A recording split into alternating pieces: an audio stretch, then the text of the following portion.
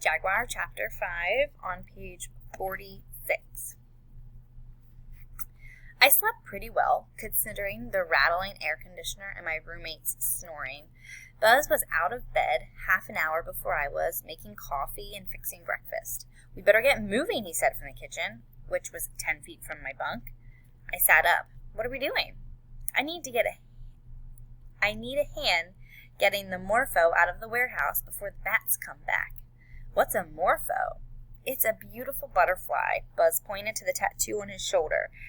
As soon as you eat, we'll go out and take a look."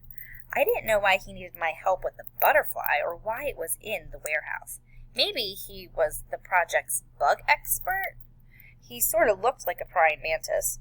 I got dressed and ate. When I finished, I followed Buzz out into the dim warehouse. We wove our way through the tarp-covered piles. "What is all this stuff?" "Supplies for the expedition," Buzz explained. "If Doc and Bill come back with the serviceable boat, we're in business." If the truck was their idea of serviceable, I had some doubts about them making it upriver very far. Doc usually has much better equipment than I had seen so far. Buzz stopped next to the unusually large tarp. "Grab hold of the corner. I'll get the other side, and we'll peel it back together. I don't want to get any back crap on the morpho." I took a hold of the tarp, and we rolled it back. Underneath was an airplane, or what looked like an airplane.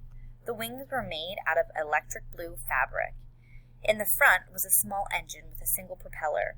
Just behind and below the engine was a single seat that was no more than 8 inches off the ground. The morpho's an airplane? Well, your dad calls it a go-kart with wings. Bill calls it a kite with an engine. They're wrong. It's called an ultralight. I named it after the most beautiful butterfly in Brazil. Unfortunately, you don't see many morpho butterflies around Manaus because the children catch them and sell their wings to tourists. How does that work? Like an airplane. I designed it myself, and I'm rather proud of it.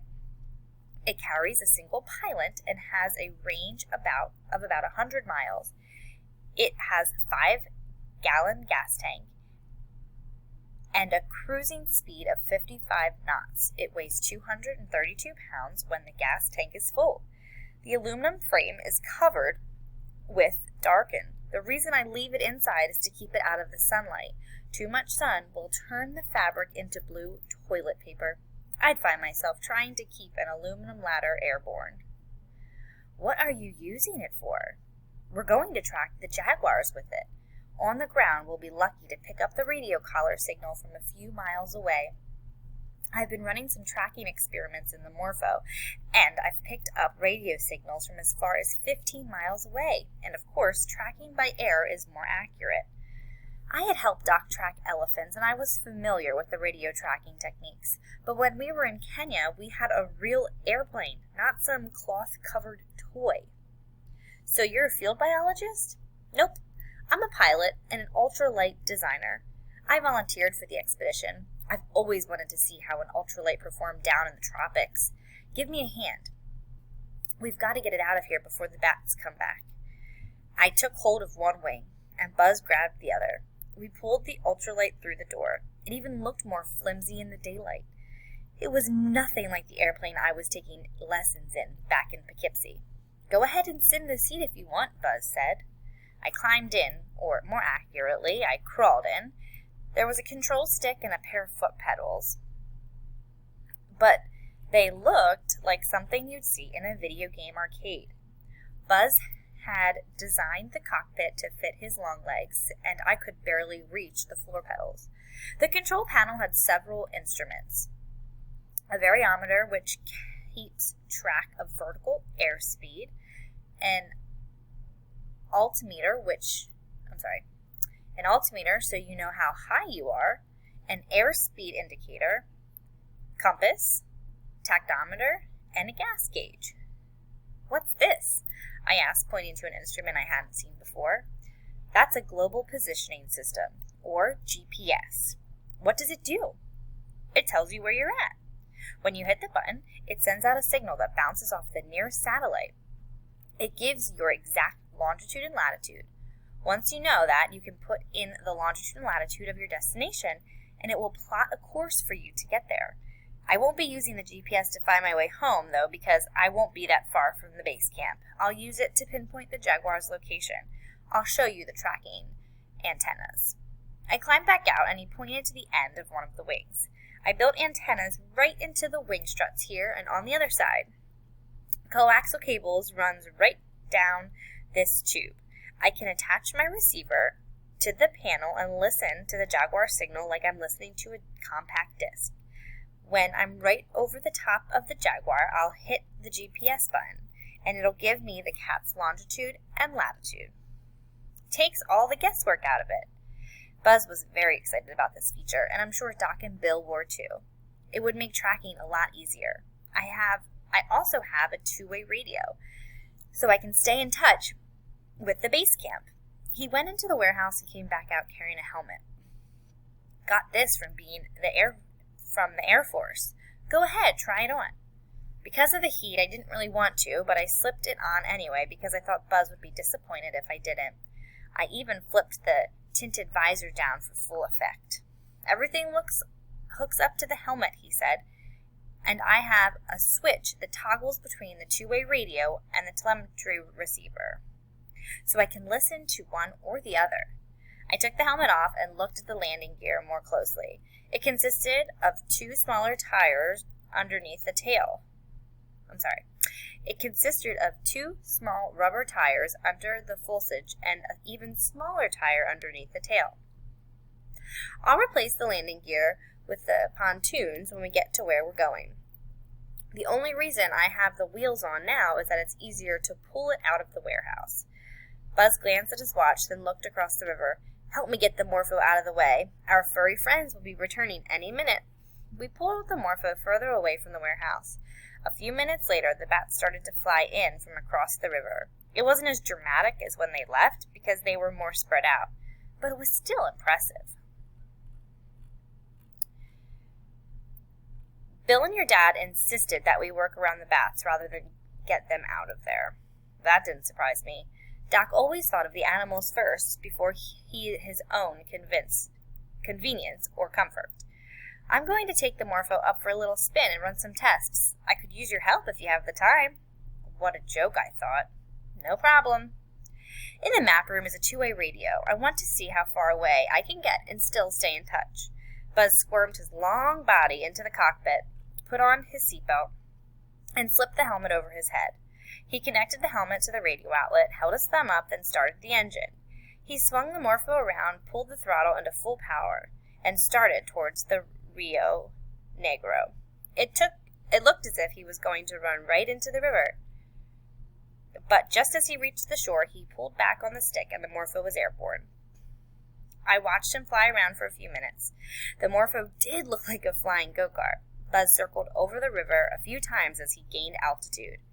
I headed back into the warehouse. They had enough supplies in there to last them for months. Doc wasn't just down here to help Bill get started. I should have realized there was no way he would be satisfied living in Poughkeepsie, New York. He may have come down here with the thought of helping Bill, but he was a part of the expedition now. And where does that leave me?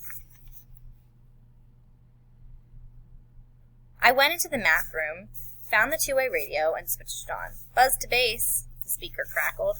I keyed the microphone. Base to Buzz. How am I coming in? Over. Loud and clear. Over. Roger. I'll do periodic radio checks during the next hour. Over.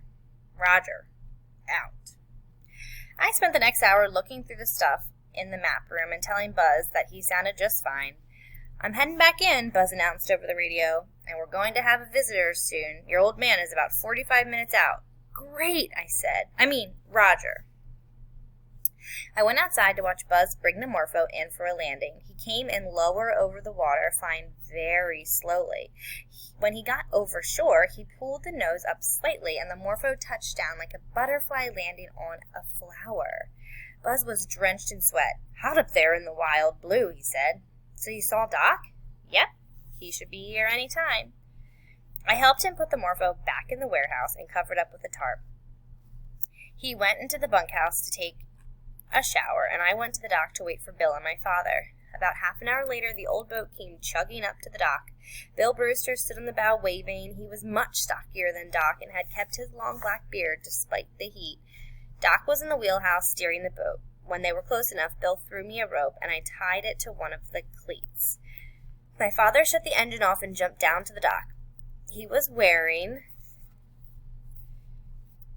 his denim uniform and had his hair pulled back in a ponytail.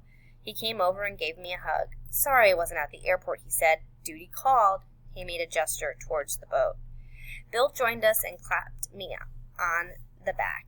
"Hot enough for you, Jake?" "Too hot," I said, smiling. The smile was involuntary. I wanted to be somber and surly, but so Doc would know I wasn't happy about the way he had treated me. But it was just too good to see him. "You look good, Jake," Doc said. "A little pale," Bill added. "It's been snowing in Poughkeepsie." "I wouldn't mind lying down in a snowbank for a month," Bill said. Doc looked tired, but he was in very good spirits.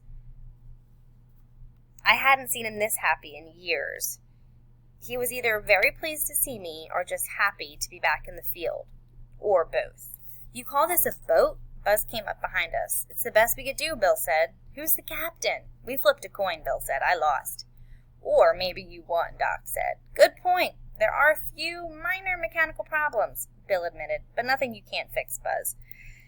I'd like to remind you that I'm an aeronautical engineer, not a grease monkey." Bill laughed. "I stand corrected, but we still need you to fix this pile of junk." "Then can you give me a hand with the tools?" "I'll give you a hand too," Doc offered. "Forget it, Doc," Buzz said. "No offense, but you're not exactly a mechanical genius. Bill and I can handle this ourselves. Anyway, you need to pick up Flana." Doc acted as if his feelings were hurt, but he knew as well as they did that he was a complete klutz when it came to anything mechanical. Bill and Buzz headed towards the warehouse to get the tools. "Who's Flana?" "Flana Brenna. She's our botanist, and she's probably a wee bit upset. I was supposed to pick her up yesterday. I think you'd like her." "What's going on, Doc?" "I'll tell you about it on the way to pick up Flana."